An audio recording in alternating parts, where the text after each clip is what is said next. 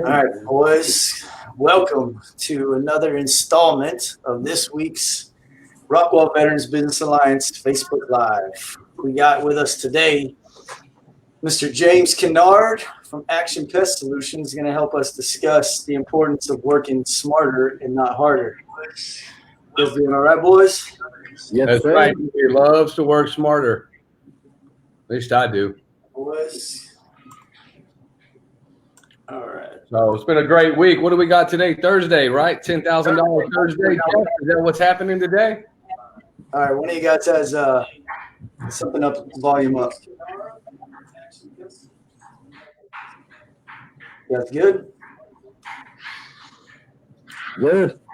Perfect. All right, cool. So we're live. We're going to start this conversation off while we wait on the Honorable Casey Ashmore. We're working through some bugs. This is new today. We're using StreamYard instead of, our Zoom. We're trying to work on our branding a little bit more. Not only we want to bring, quality content, focused and driven information to you guys, but we want to let you know that the RBBA is proud of what we do and proud of the people that are involved. So, James, thanks a lot for joining us today.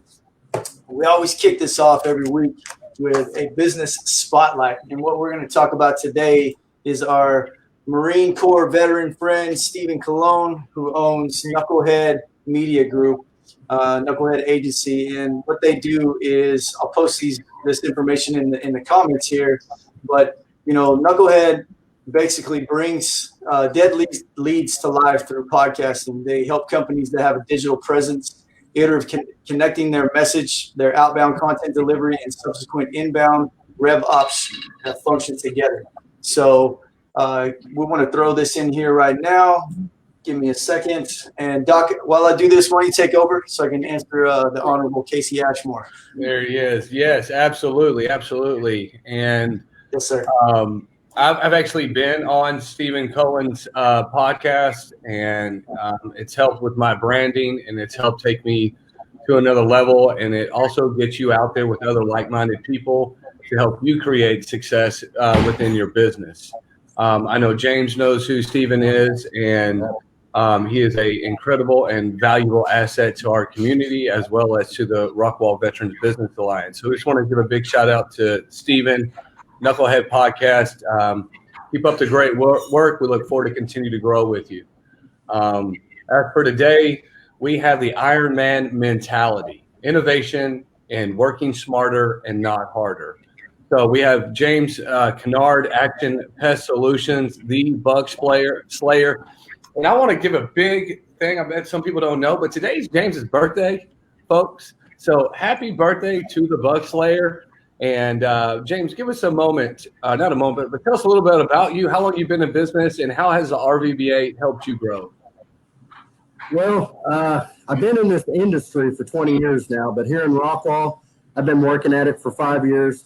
The Chamber of Commerce has been a help, but the RVBA has been an even bigger help. Every one of you guys, I try to refer within my group of people that I know and can trust.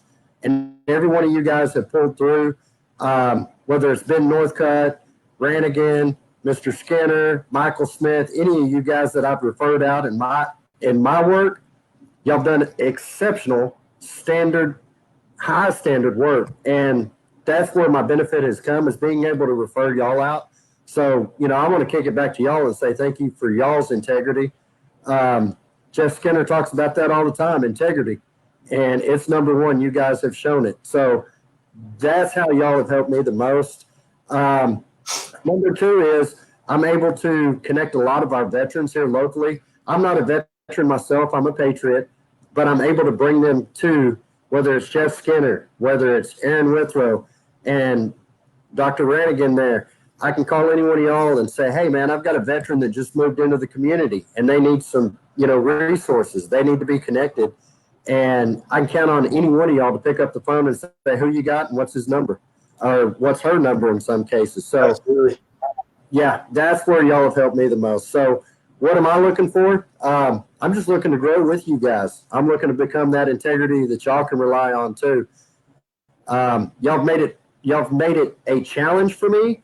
My integrity is already there, but y'all have made it to where I have to keep up with y'all. So thank you for that challenge. Thank you for setting the example and continuing to do it daily. Well, we appreciate that, James. You know, we strive for success. We strive to emulate the others that came before us. We are all on the same road together in regards to being business owners and trying to take our companies to the next level. And the best way to do that, and Jeff, you can correct me if I'm wrong, is to be able to work a little bit smarter versus harder, right? Yeah. In your industry, right? You have to be able to work smart to get those certain components where you need them to make your product shine. And if you're steadily beating down walls and making things more difficult than what they should be, it's time consuming, right? So how do you in your industry work just a little bit smarter than maybe your competition? Well, I try not to reinvent the wheel every time, right? So as a business owner, I look at my product SKUs that are taking place within my business, and for all of us, they're different. But I'll give you an example. Speakers. There's about 50 million types of speakers out there, from $10 a pair to $50,000 a pair. So I work smarter, not harder, with my product line. And this is just one example, but I pick the SKUs that I know work best and that I know are quality to my clients, and I keep a small briefcase of products. I don't try everything new all the time, and when I do it on my own time and not my client's time. So that's one big thing for me, is to make sure that we're not reinventing the wheel on the product, because it's not just using a speaker again as an example, installing the speaker. It's understanding what that speaker's capabilities are, how it installs, and how you can service it. So take that to something a little bit more complicated. Do you want to be a professional in everything and only reach 60%, or do you want to be a professional in a few things and be 110% all day, every day? That's right. Because there's so speaking to that, where you say I'm going to hit 100 people versus 60 people, you're maximizing not only your growth but your relationships, but your money as well. Absolutely. And that's what we're talking about, folks. Is that's how we're working smarter, right? How can I get the biggest bang for my buck and still provide the best quality of service to my clients? James, I know I use you at my own home for pest control, and you know that mosquitoes suck, right? Like, I hate mosquitoes.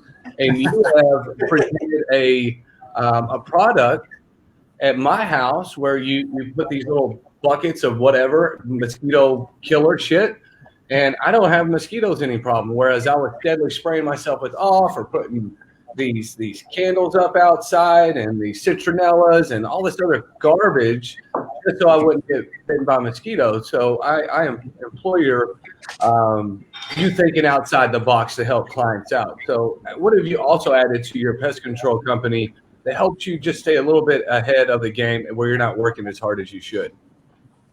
Well, one of the things that, and here we go, RVBA again, I touch base with each and every one of y'all and say, hey, man, what can I do for this? One of them is my CRM, technology. I'm a little bit older than you fellas, and I'm old school. I do everything on paper, jot it down, remember it. But as you get older, that's harder to keep up with. Mr. Skinner there said, hey, man, it's real simple, a text message. Pre-have it set in your notes. Send it to your customer. Hey, thank you for the service. Here's my Google link. So I started looking. CRM has saved me, and how it has improved and made me work smarter, not harder, is now, instead of me having to sit down and take time away from visiting a customer at their house and come home and work on the computer, now the computer does it for me. I'm able to spend time at my customer's house and help them out. So sometimes it's about the technology you use, but what are you doing to give more to your customer? Sometimes you have to spend money to make money. That CRM, I didn't want to spend money on that. $200 a month, I don't want to spend that. I need that in my pocket. But wait a minute, now I've got time to give to my customer. Yeah, and that's huge, right? Yeah. Go ahead. It is innovation and adopting technology in your business. It's definitely a key way to work smarter and not harder in your company. Looks like we got the Honorable Casey Ashmore jumping in. We'd love to see you. Wait, where are you going, bud? Come on back. Hey, there you Getting go. a little Okay. I got my patriotic red, white, and blue on as usual. Yeah, put that. I hope you get that hat. Absolutely. This You is know, awesome. and until all this is over, I'm wearing red, white, and blue every day because I But love here's the thing with utilizing new technology, and in a perfect example today, we decided to go to StreamYard and use this as our live broadcast, and we thought we were going to be a little bit smarter, but it in turn became a little bit more difficult to get all four of us on the same page and get us and get this down right. But once we understand the technology we're using and we're figuring it out, that's how much better we're going to become. So, Right. Casey, I'm glad you're here. What have you done as a lawyer to help yourself to work a little bit more efficiently, so you're not beating yourself tirelessly against the wall every night?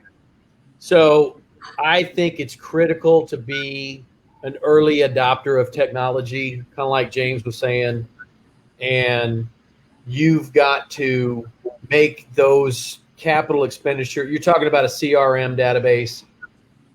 We, a couple years ago, took a really big leap and went away from paper files. And that was when I started. One of the reasons what drove me crazy about the law firm, I only worked for 2 law firms, but they drove me nuts because 90% of our budget was storage rooms, right? I mean, you got the 11th floor of some building in downtown, and 90% of it is a file room with all the offices on the exterior. And then, of course, what happens the day before trial is the fire sprinklers break and destroy half the file room, including the file you needed to take to trial.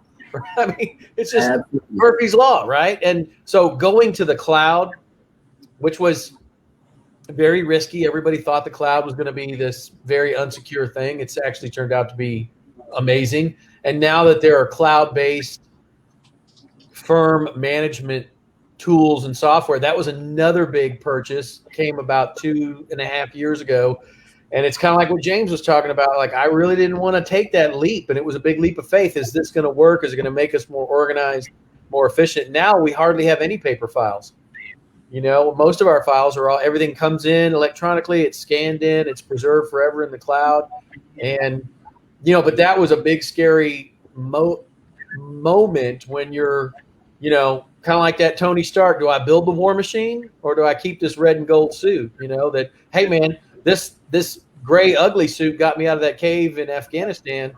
Do I just need to make some improvements to this thing and keep working it? But taking that big leap and making that capital investment. Here's another one. This bad boy. These iPhones, the first couple that came out, probably not a whole lot better than your Android or BlackBerry or this, that, and the other. And I know there's a cult for each phone company, but camera on the iPhone is so you always have your studio with you, and you always have a great way to connect with your customers, especially now that we have to connect with customers via video conference, and you can do that with these really amazing phones, and getting a phone, whether it's an Android or whatever. Don't be holding on to that iPhone 4, okay? That iPhone 6. Go ahead and get that upgrade to that Android, whatever version it's on. Get that good camera, because we're doing so much by video conference now because we all have to socially distance, and customers don't feel safe, or they do feel safe, and it doesn't matter. The court doesn't want you showing up most of the time. They want you on a video conference. Make sure they can see you, and that you're not dialing in from the 1950s with fuzzy TV. So let me ask you guys a question real quick. So, our goal here is to analyze some lessons that we can take away from the character that we decided to promote this for, which was Iron Man. And we all know the story of Iron Man. He's probably one of my favorite characters, to be honest with you, because he's kind of an asshole, so I like him. But the idea is to take away some lessons from this, right? So let's talk genius level intellect. Tony Stark was a phenomenal person when it came to how smart and innovative he was. Innovation is key in a small business, no matter what industry you're in, roofing, lawyer, pest, whatever it may be. Give us something, and we'll keep it real quick, one from each person here. Give us something that you thought was a bad idea, but turned out to be a good idea in your business, right? James, I'm gonna let you go ahead and run with that. You know what? I'm going to run with it. Michael already mentioned it once. It's the into care mosquito trap.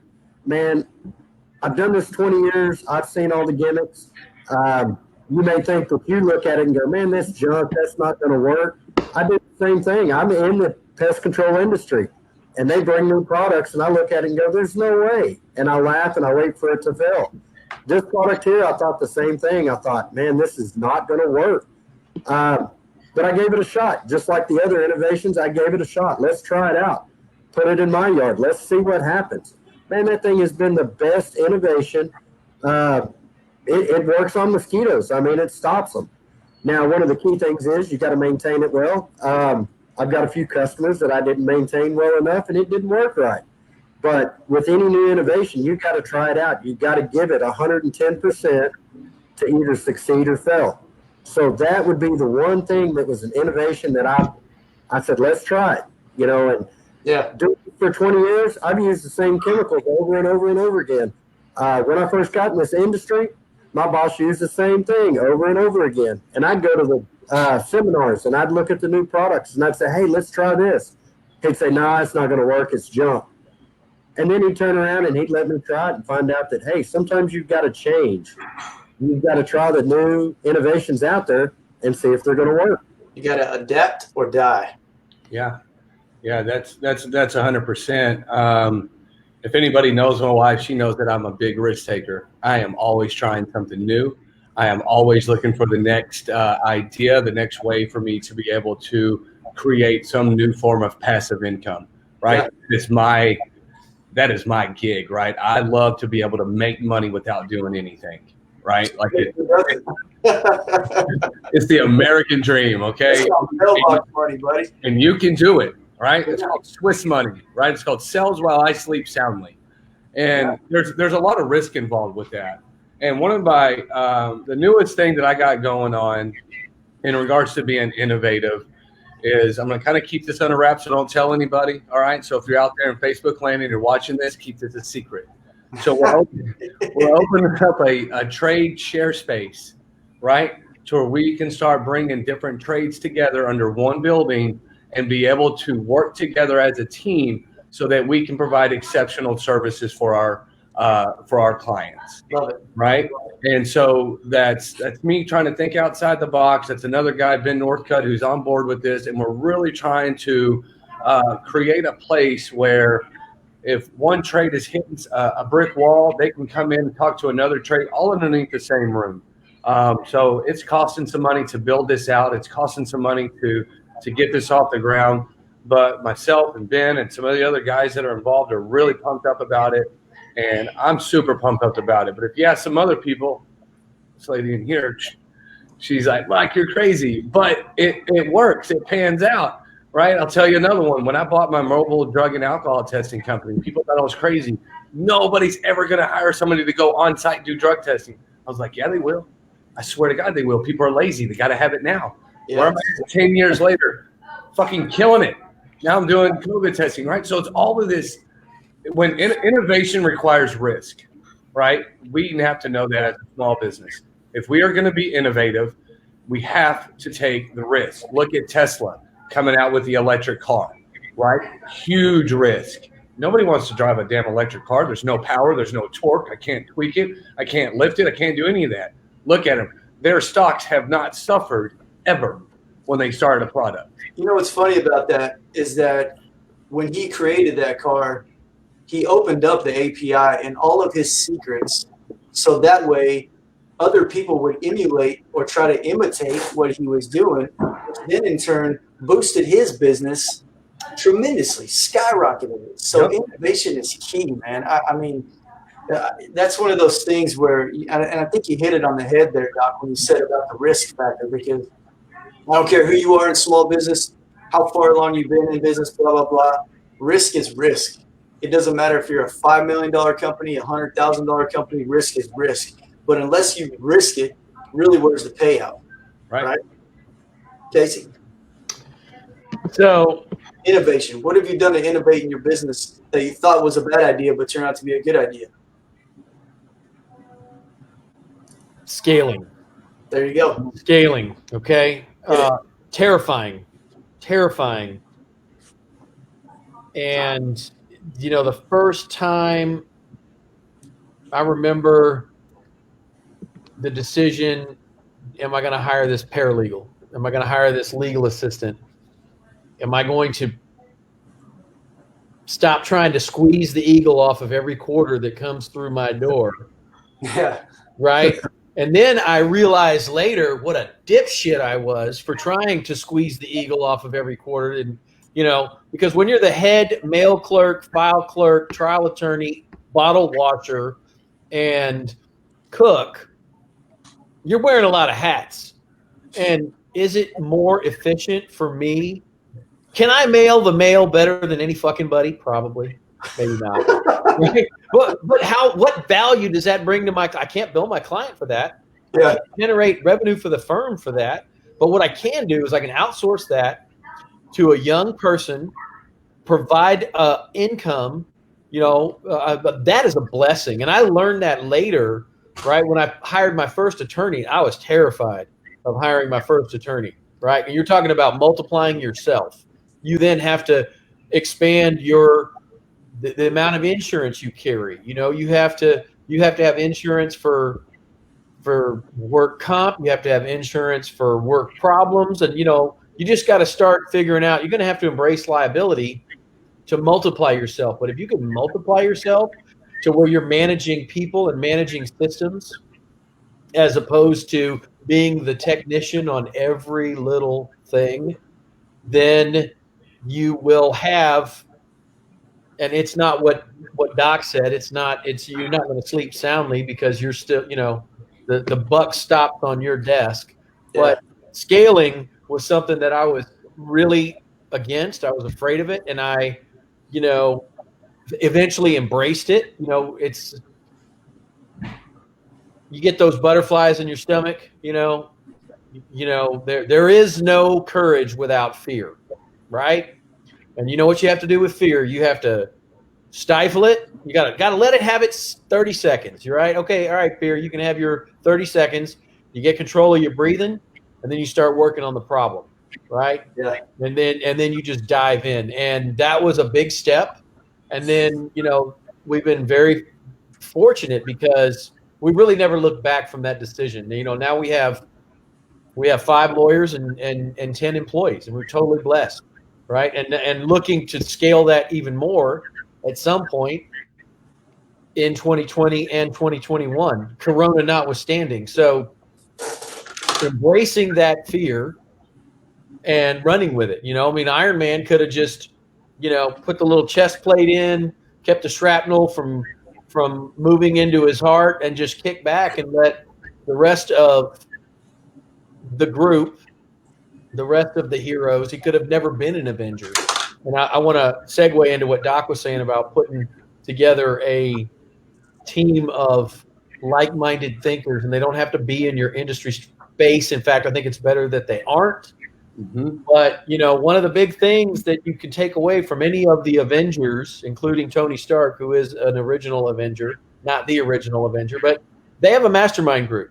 It is a group of peers in different, they all have different attributes, right? They air conditioning, law, pest control, low voltage audio visual, and they have these skill sets, but they all come together and lift each other up and make an amazing team. And that's what I love about what y'all are doing in that business space, Doc, is that you're, providing an Avengers-like atmosphere for the other people who are going to be in that space. They're going to have a mastermind group around them at all times. And that's, that's what it's all about. Yeah, absolutely. And we look forward to doing that. What about you, Jeff? I know you take risk all the time out there with innovation in the AV world. There's always something new that I'm sure reps are throwing at you. Yeah, in my industry, technology is out of date overnight. You know what I mean? And sometimes I'm joking when I say that, but sometimes that's literally the case. Something new comes out and literally overnight. It changes because somebody else did something with it. But, you know, I innovate and I take risks where I can on my own time. I bring in new technology and I'll beta test it in-house. You know, a lot of people don't know this, but I don't spend as much time physically in my client's home because I program the systems ahead of time. I set the networks up ahead of time. That way, when I hit the deck running over there, I'm basically plugging in equipment and cleaning up other AV companies' mess. And then, you know, I'm off and running, you know. So when I bring in something and I think, what can I do to innovate for the next step for my business? I think outside the box. I think, okay, anybody can hang TVs, anybody can put in speakers. What is not taking place in my marketplace right now that would be something people would want, i.e. motorized shades inside and outside your house? It's freaking hot as balls outside. Go stand outside. Go look.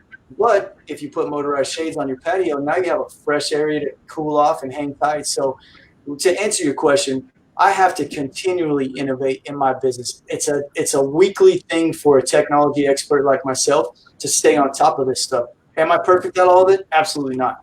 I'm human. But what I do try to strive to do is test innovation internally and then deploy it to my clients externally.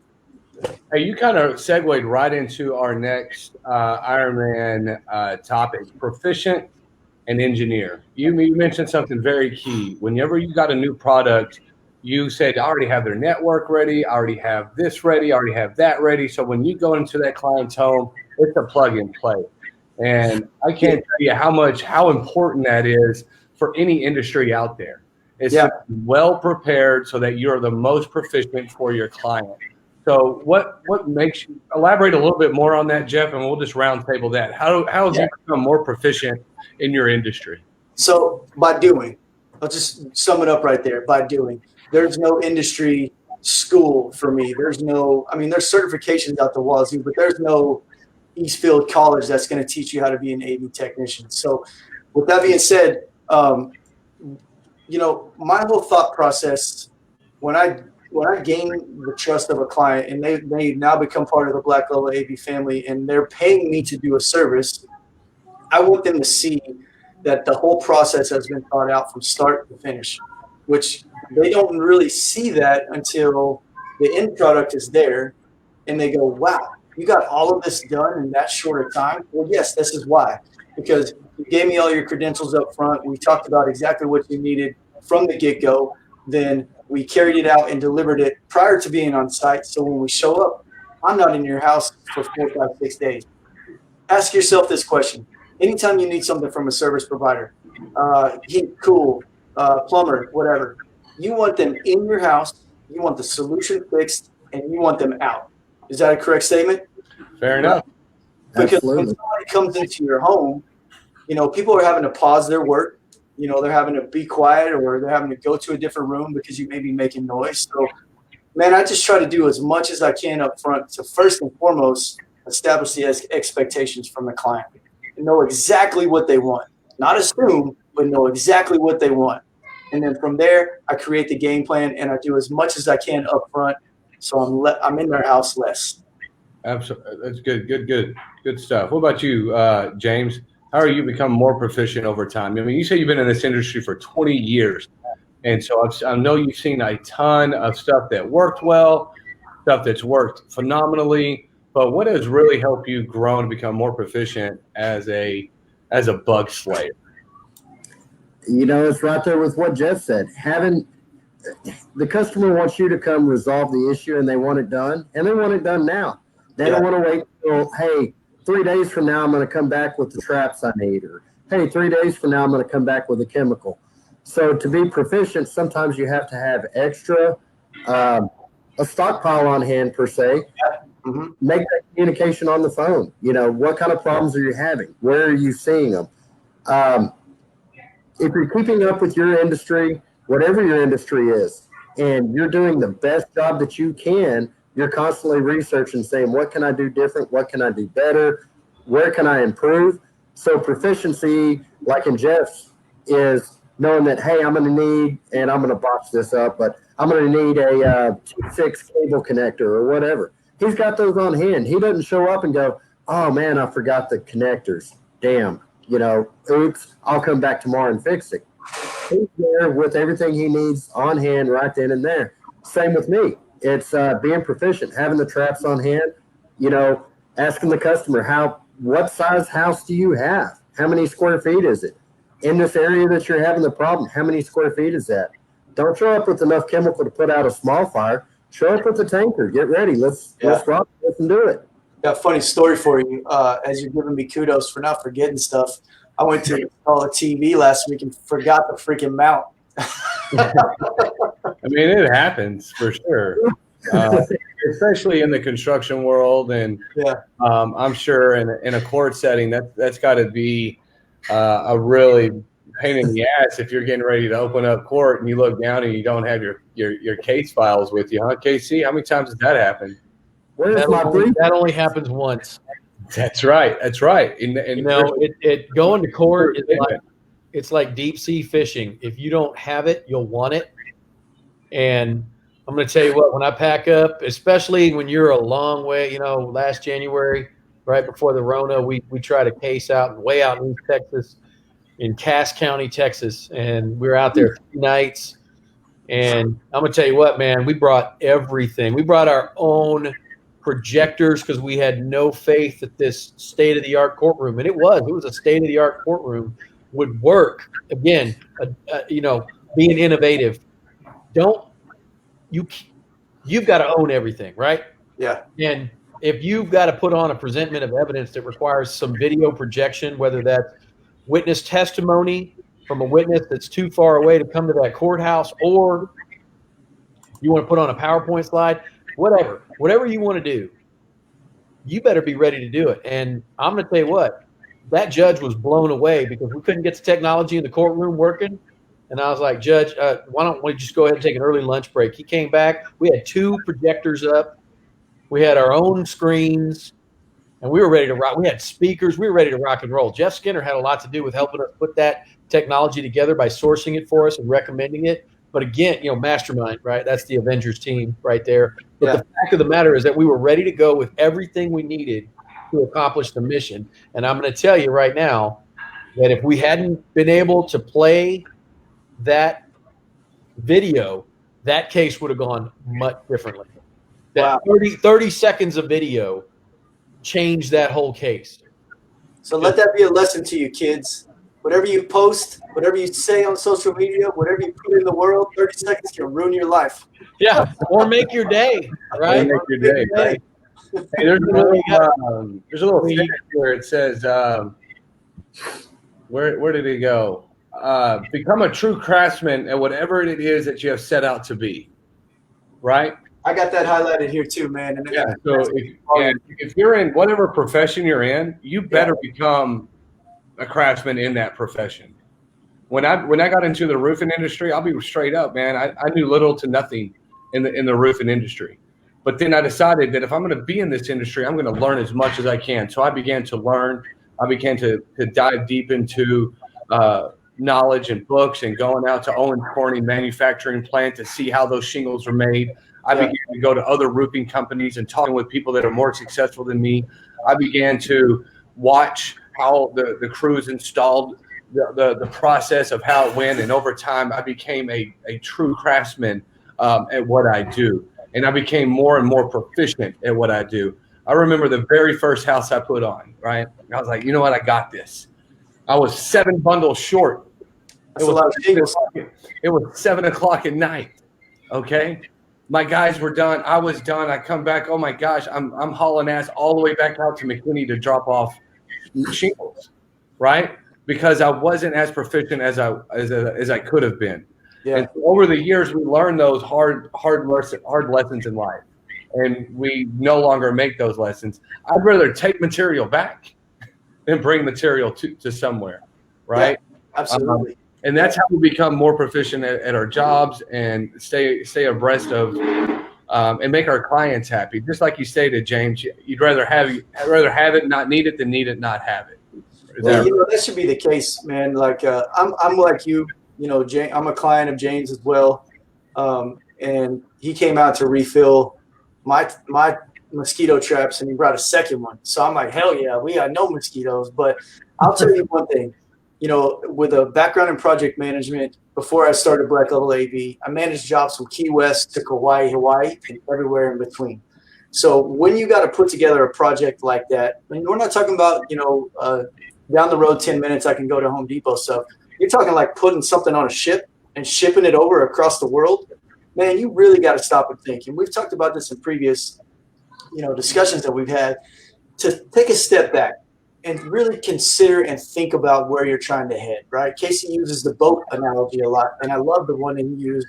I'm going to probably screw this up, but, when you're floating without any GPS, you find George Washington on the other side of the world or something, right? But you really got to understand the process from start to finish. And, what Dot's saying, becoming a true craftsman is not being 1 foot in and 1 foot out. You guys have heard me say this: get in the boat or get out, right? That's something I've always said. You have to understand that in order to be a true craftsman, you got to think about the things all the way through it. You really got to understand the process that takes you to get there. So, James, when you started Action Pest Solutions, what was your goal? Customer service. I mean, that was my number one goal, is to continue doing what I enjoy doing, but give customer service that some of the other companies I worked for, they were lacking it. Do you feel like you're a true craftsman at customer service yet? In most aspects, yes. But the reason I say that, there's always something new to learn. There's always something new to learn in that. So yeah, absolutely. Currently I am, until I find another challenge, until I find another situation that challenged me to make me be a better customer service. It's tough. It takes a lot of work. I mean, I always think about how much shit Casey has to think about. You know what I mean? Like, I watch CSI Los Angeles and Miami and all that stuff or whatever, but I can't imagine being the guy prepping for one of those cases. The things you got to think about in his industry, I'm sure, is like things you can't even think about until it pops up, right, Casey? Yeah, it's I get a lot of questions sometimes about, should I go to law school, this, that, and the other, and I tell them, if you like work, you will love law school and you will love being a lawyer, but you fucking better like working, because you are working all the time. And when you wake up at 4:00 in the morning, you're not thinking about like, hey man, I wonder if I'm going to be able to watch the new Perry Mason on Netflix while I jump on the treadmill. You're going to be thinking about work, and you're going to be thinking about solving problems and helping people. And that's a big thing. I loved being in the rescue business, and I look at it today like I'm still blessed that I get to be in the rescue business. But like Doc said, and like James said, you've got to adopt.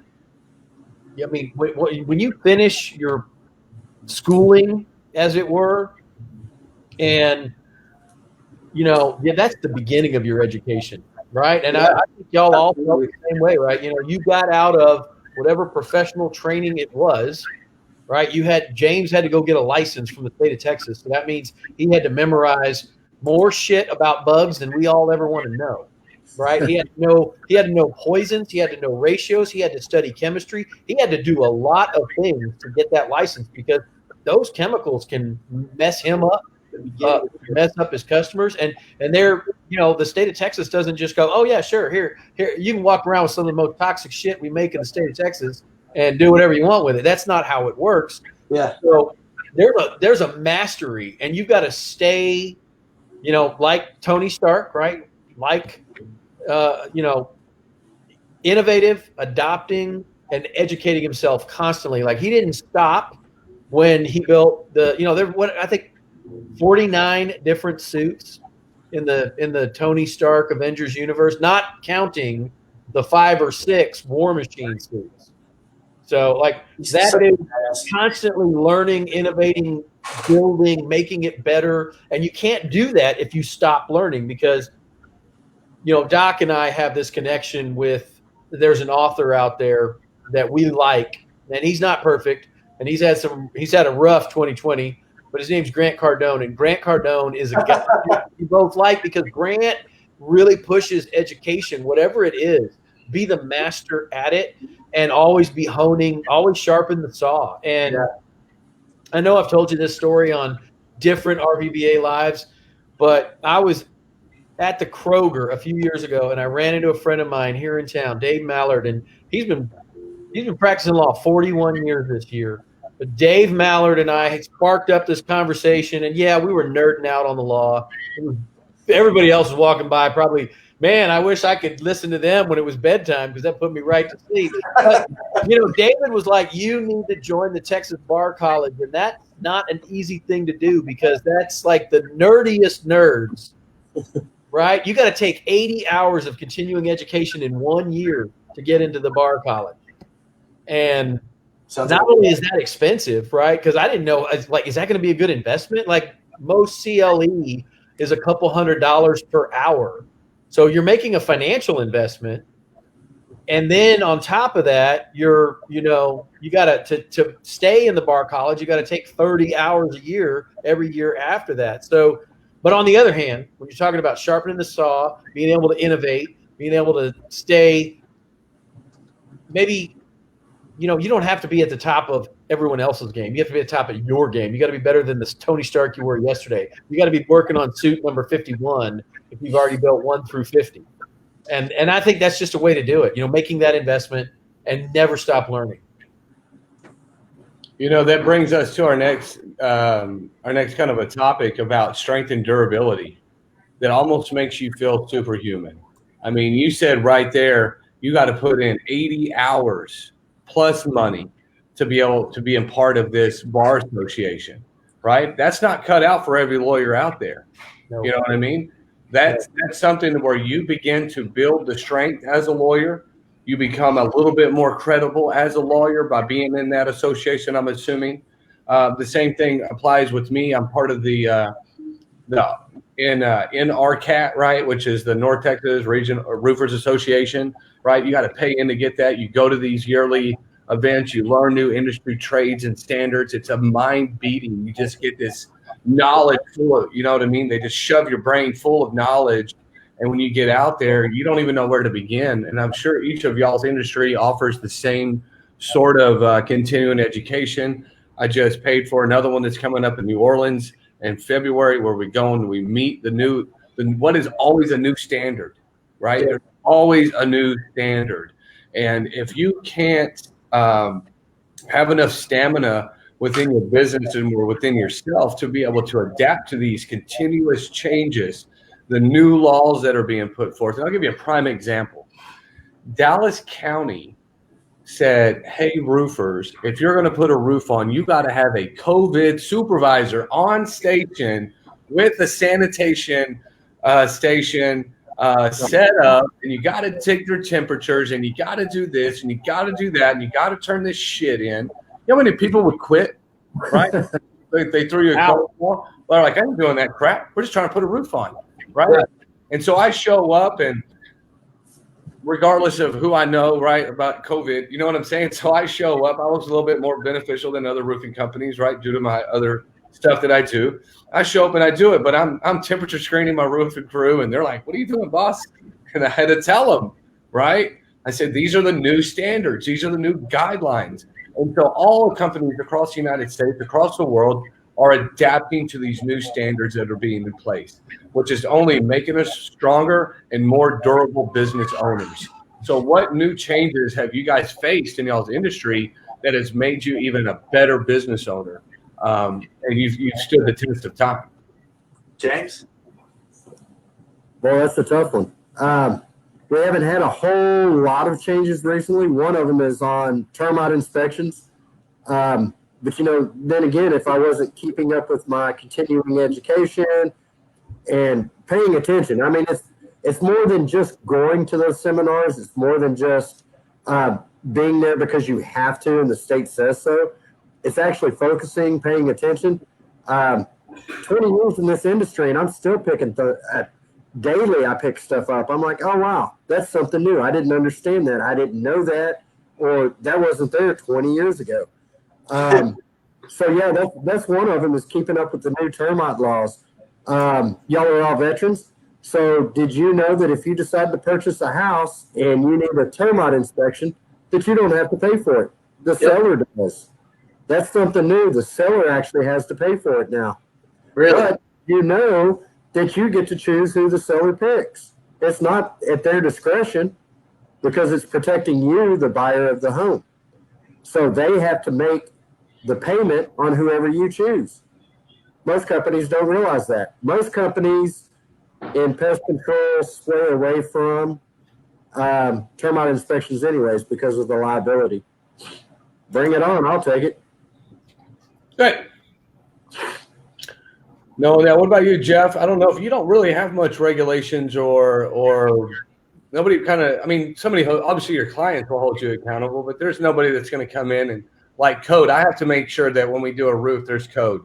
In the drug testing industry, I have to make sure that I'm following HIPAA guidelines. Yeah. In a lawyer, you have to make sure that you're following the Patriot Act and protecting lawyer-client information. But I'm assuming there's some sort of trade guidelines that you have to adhere to, no? Yeah, it's I hate to say it this way, but it's not as restrictive as building code or things like that. But you kind of make up your own guidelines based off your morals. So my business is insured. Obviously, I wouldn't be running a business without being insured in case I put my foot in the ceiling or something like that, or I got to be insured to go. I just want a badass commercial project that's starting a new restaurant here in Royce City. Super pumped about it. Can't wait to make a video on it. But anyways, so when that builder calls and asks me, do you have A, B, C, and D in insurance? Absolutely. You know why? Because I care about my business and I care about my clients. Now, restrictions, there's two different ways you can look at this. AV guys were low voltage guys, right? 12 volt, 24 volt were low voltage. Then you got guys like Dan Daly. They do the high voltage, 220, that'll fry your toes off, right? Highly regulated, highly scrutinized if you don't do it the right way. So in our industry, we don't have somebody standing over us saying, hey, run this Cat 6 through this way. But there are certain things like, did you know that it's not to building code to run an extension cord through your wall? What? You can't do that? Straight up. So check this out. If your house burns down and the fire marshal comes and sees that you ran an electrical extension cord through your wall, you're at risk for your whole insurance deductible being canceled. No shit. So when clients say, why do I need a power outlet? Well, because it's the right thing to do. So yes, we're not as regulated, but me, you're damn right I'm regulating some things and I'm doing it the right way. Even if it costs the client more or costs me more, I'm covering my sticks without question. So don't take jumper cables and hook them to the electrical lines outside my house and run them to my jumper box. Yeah, only at the RV park. So don't ask me how. I just sent Dan Daly a text. Don't you guys ask me how I know you can do that. So I've had a long life, okay? Just say I'm from the Box Springs area. We know what's going on. Safety third. Safety third. Safety third, that's right. All I know is my AC needs to come on, okay? Hey, man, all you know is that anything that happens on Lawson Road stays on Lawson Road. You got that right. That's for damn sure. You got that real right. Hey, Casey. So I got to thank you. Casey went out and put our agenda together today. So we're getting close to about 10 minutes. And I want to give the last 5 minutes. Casey, do you have anything in your agenda today that you put together for us that we missed or you want to briefly talk about so we can, add a little bit more value to this? Or do you feel yeah, just real quick. Iron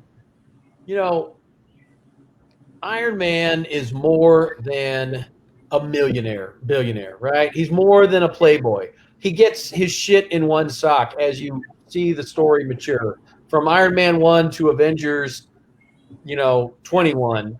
21 movies in that, and he's in every single one of them almost. But the thing about it is, one thing that Doc is very inspirational for this. You have got to protect your temple, and that is your body. You have got to exercise. Iron Man is proficient at a lot of things. He's a scientist. He's a builder. He's an engineer.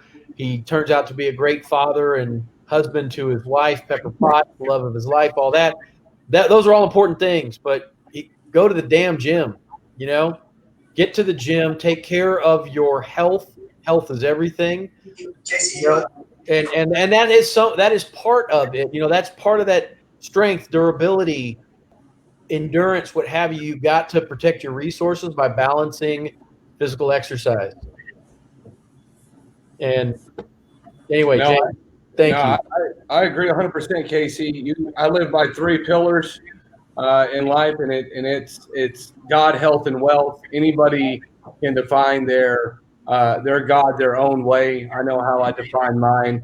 But if we don't all have some sort of a foundation of our moral code or moral compass, then we're going to fall. We're going to follow anybody that we see that fits our current agenda. And like you said, you can have all the money in the world, but if you have an unhealthy lifestyle, there's not. Look at what's his nuts, the Apple dude, right? Steve Jobs, right? He had all the money in the world, right?